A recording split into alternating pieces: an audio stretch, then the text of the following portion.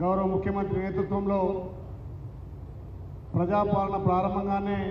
మొదటగా తెలంగాణలో మహిళా ఆత్మగౌరవం పెంచడం కోసం ప్రప్రదంగా చేసినటువంటి ఈ మహిళా మహాలక్ష్మి పథకాన్ని ప్రారంభించుకొని ఇప్పటికీ 200 కోట్ల మంది మహిళలు ఉచిత ఆర్టీసీని వాడుకొని ఈ ప్రభుత్వం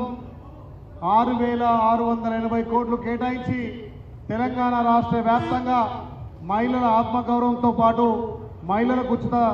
రవాణా సౌకర్యం కల్పించినటువంటి ప్రభుత్వానికి ప్రత్యేకంగా ధన్యవాదాలు తెలియజేస్తూ ఈ సంబరాలకు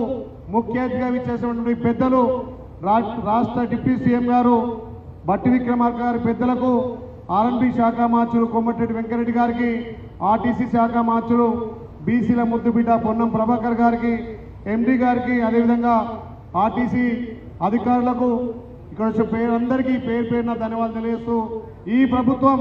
తెలంగాణ రాష్ట్రంలో మహిళలకు పెద్దపీట వేసి ఈ రోజు వరకు 2 కోట్ల మంది మహిళలు ఈ ఉచిత బస్సు వాడుకున్న సందర్భంగా ఇలా రాష్ట్ర వ్యాప్తంగా అన్ని డిపోలో ఒక సంబరాలుగా చేసుకున్నటువంటి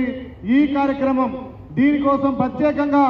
6,680 కోట్లు కేటాయించి మహిళలకు పెద్దపీట వేసినాం. అదే కాకుండా ఈ ఆర్టీసీ డిపోల్లో మహిళలకు కూడా ప్రాధాన్యం ఇచ్చి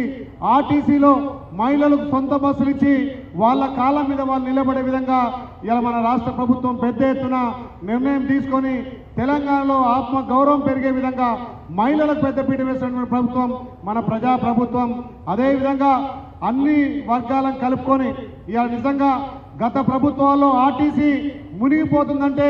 ఇలా ఆర్టీసీని అన్ని విధాలు ఆదుకొని లాభాల బాటలో తీసుకొచ్చి ప్రతి పల్లెకు ఆర్టీసీ సౌకర్యం కల్పించడం ఘనత ఈ ప్రజా ప్రభుత్వానికి. కాబట్టి ఇంకా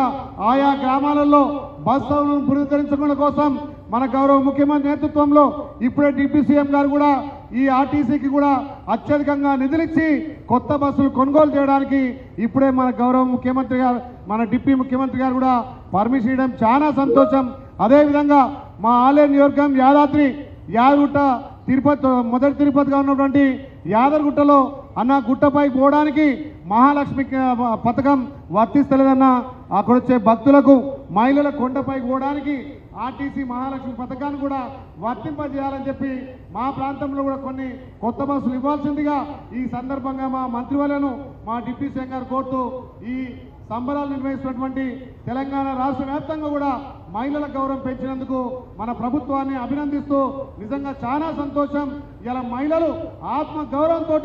ఇలా తెలంగాణలో ఉండరంటే ఇది ప్రజా ప్రభుత్వం గౌరవ ముఖ్యమంత్రి గౌరవ డిప్యూటీ ముఖ్యమంత్రి గారి సహకారం అని చెప్పి చెప్పక తప్పదు. ఈ అవకాశం ఇచ్చిన పెద్దలకు పేరున ధన్యవాదాలు. Thank you so much. ఇప్పుడు మన ఆనరబుల్ మినిస్టర్